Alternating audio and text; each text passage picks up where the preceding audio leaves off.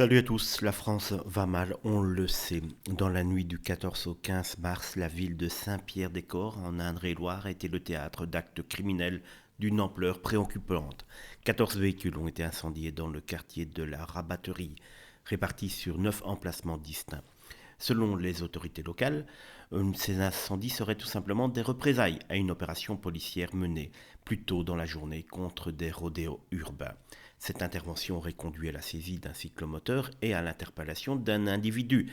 La municipalité a fermement condamné évidemment ces actes, les qualifiant de criminels et soulignant le danger qu'ils ont représenté pour la sécurité des habitants. De son côté, la préfecture d'Indre-et-Loire a annoncé le déploiement de forces de l'ordre supplémentaires, notamment une section de la compagnie républicaine de sécurité, la CRS, pour prévenir de nouveaux troubles et sécuriser le quartier. Une enquête est en cours, elle ne donnera rien, je vous le rassure, pour identifier et appréhender les auteurs de ces incendies.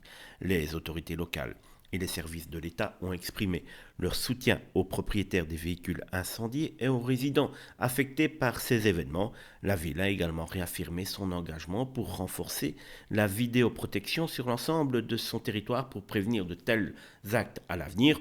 On le voit, la même musique depuis des mois et des mois et des mois. C'est-à-dire que dès qu'on ose toucher à un cheveu de leur tête, ces gens-là n'hésitent pas à foutre le bordel complet. Tout simplement, donc 14 véhicules incendiés parce qu'on a osé les interpeller alors qu'ils faisaient des rodéos urbains qui ont déjà conduit à plusieurs accidents dramatiques. Je tiens à vous le signaler.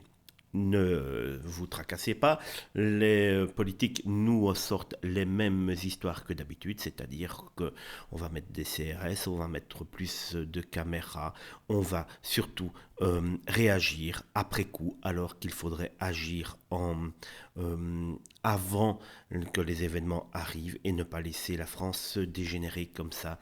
Mais les politiques ont ce qu'ils recherchent, c'est-à-dire une France qui ne tient plus véritablement debout et ils peuvent continuer ainsi à la piller.